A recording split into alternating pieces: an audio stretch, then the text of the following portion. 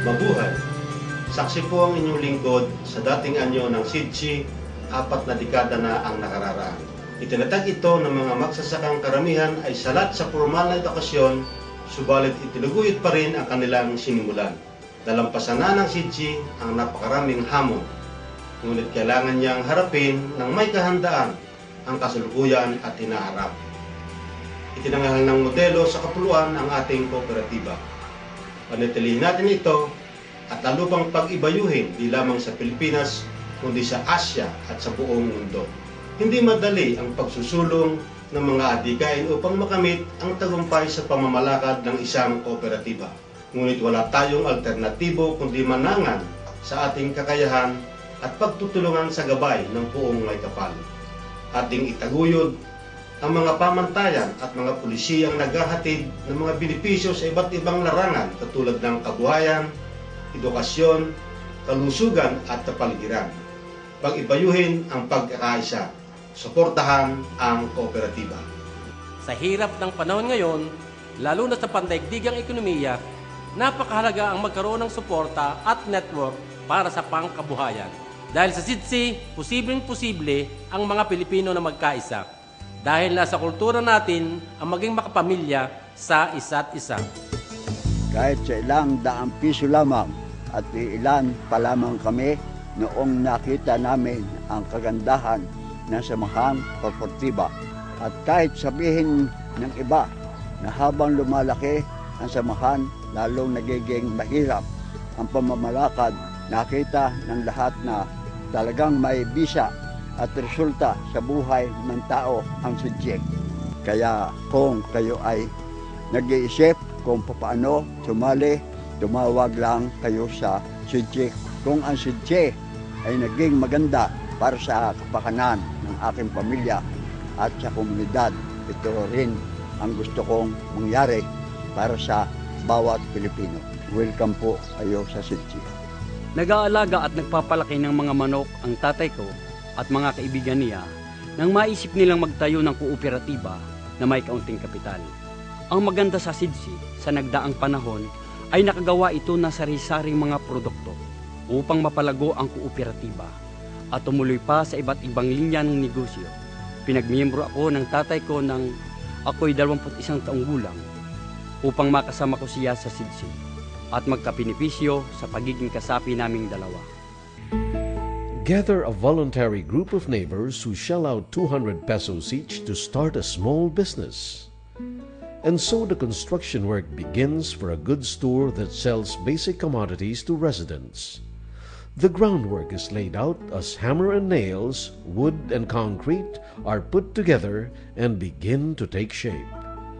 And so there are the raising of chickens and the pigs as the main livelihood activities. Toss in the feeds and other veterinary products to complement the needs for breeding the assembly.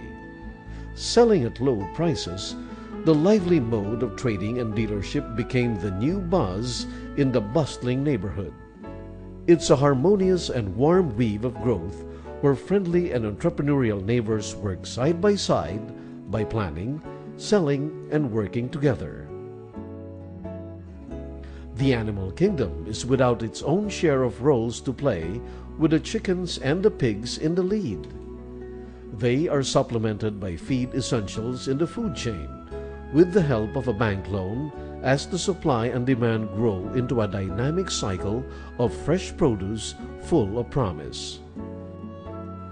The year was 1969.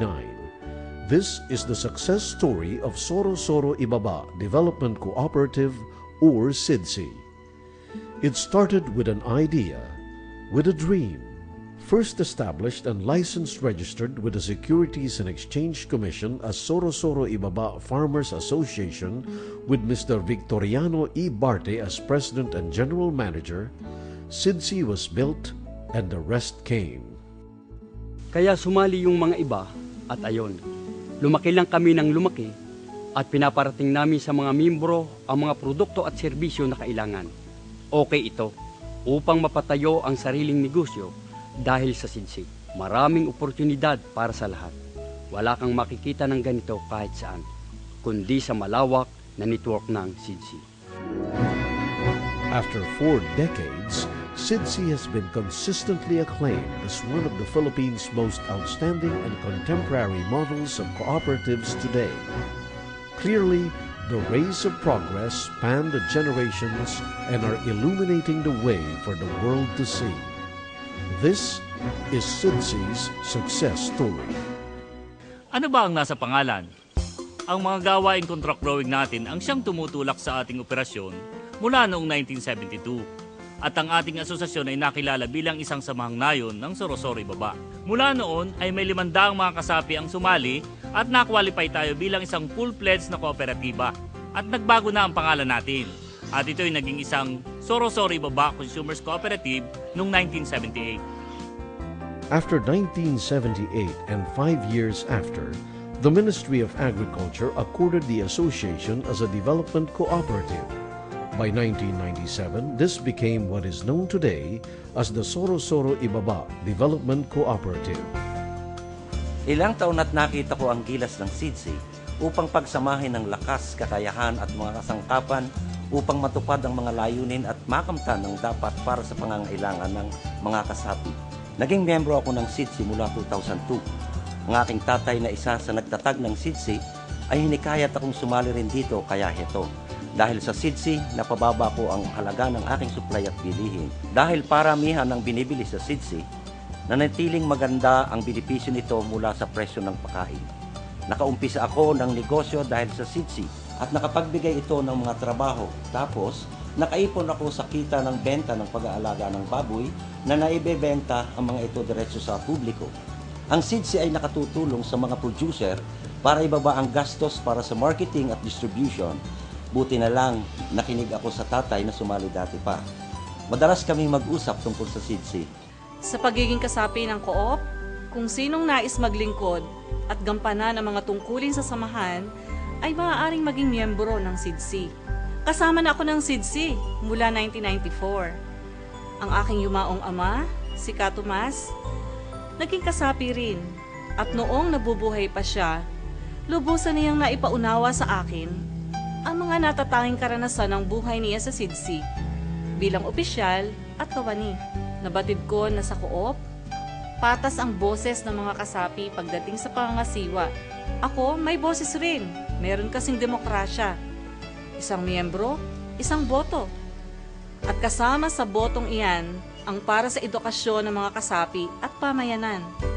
Tungkol sa mga serbisyo at paano patakbuhin ang mga negosyo sa makakooperatibang pamamaraan. Upang lumago pa ang mga negosyo, nag-network ang SIDSI sa mga local, provincial at national, maging sa pang-international, may network din.